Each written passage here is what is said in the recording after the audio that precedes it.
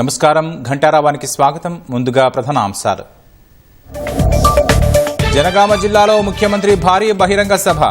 800 కోట్ల ప్రగతి కార్యక్రమాలకు శ్రీకారం చుట్టనున్న రేవంత్.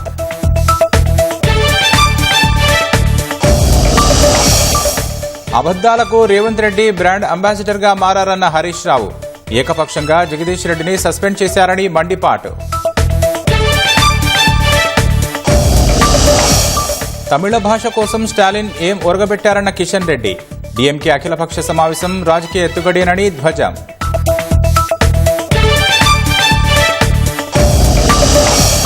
వచ్చే వారంలో భూమిపైకి రానున్న సునీత విల్మోర్.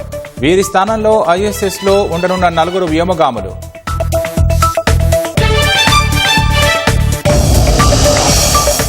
అమెరికా జరిపిన భీకర దాడుల్లో హూతీలకు గట్టి ఎదురుదెబ్బ. చిన్నారులు సహా 24 మంది మరణించినట్లు రెబల్స్ ప్రకటన.